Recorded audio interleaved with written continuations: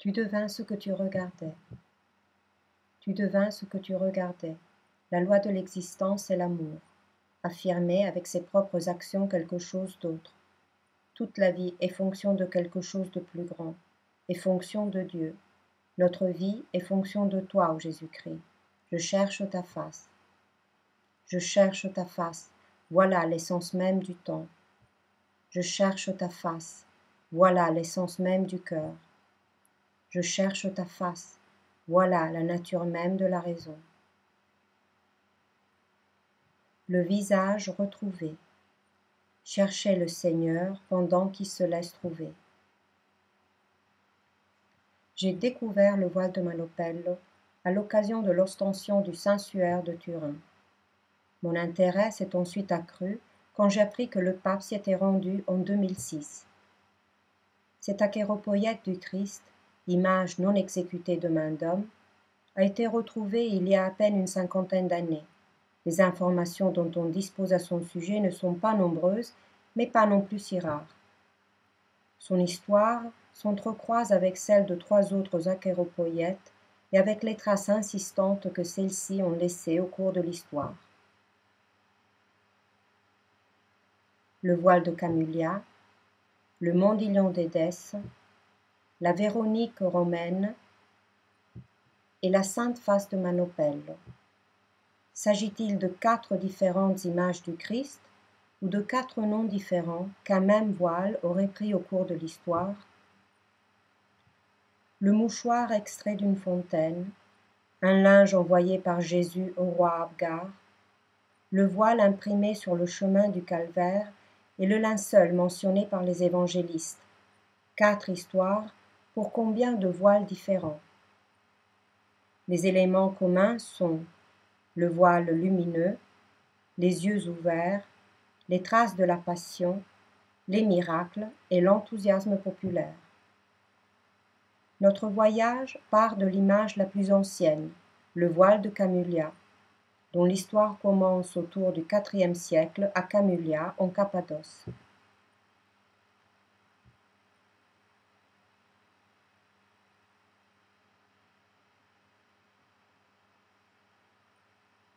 Un texte écrit entre 560 et 574 raconte qu'une femme, Hypatie, n'arrivant pas à croire en Jésus sans l'avoir vu, trouva un jour dans sa fontaine un portrait sur une toile de lin.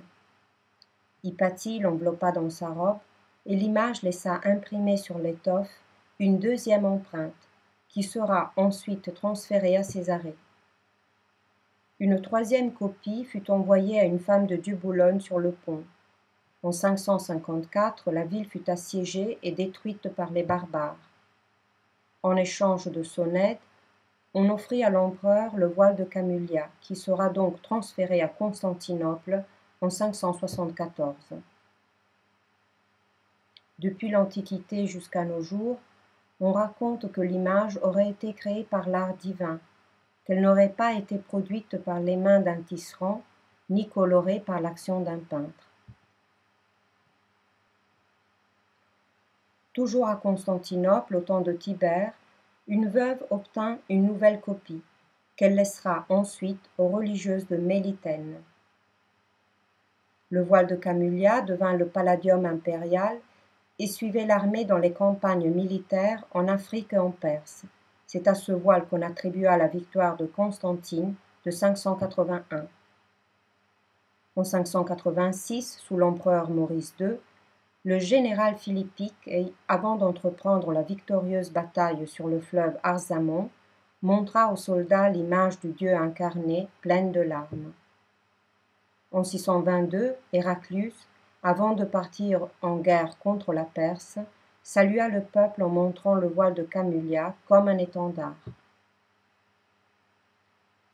Il prit l'image divine et vénérée, la copie de cet écrit non écrit de main d'homme. Georges de Pisidie. Pendant la guerre d'Héraclius, les moniales de Mélitène se réfugièrent à Constantinople et furent abrités par le patriarche Serge, qui leur demanda de pouvoir voir le voile de Camulia. Après l'avoir reçu, il le garda pour soi, mais alors commença pour lui une série de troubles et de cauchemars nocturnes qui ne prit fin que lorsqu'il rendit l'image sainte aux religieuses. C'est la dernière information dont nous disposons au sujet du voile de Camulia.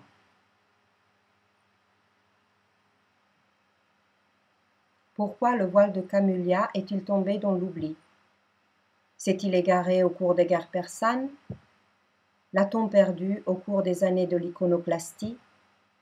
À Constantinople, l'on raconte que le patriarche Germain confia la chéropoïette à la mer.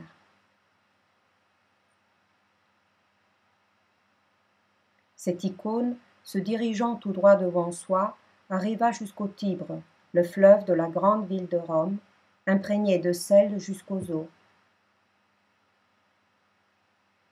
Le pape Grégoire, l'ayant aperçue de loin, se dirigea vers elle et la reçut dans ses mains ainsi que le vieux Siméon accueillit l'enfant dans ses bras et la disposa dans le temple du saint apôtre Pierre, l'être des 3 patriarches orientaux.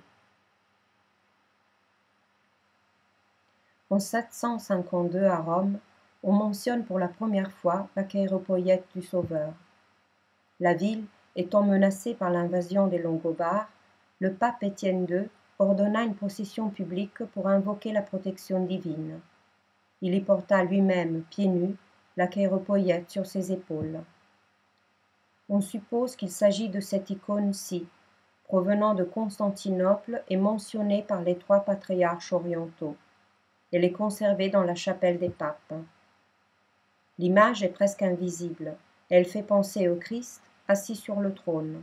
Le visage a été ajouté sur un voile autour de 1100 et porte une marque évidente sur la joue.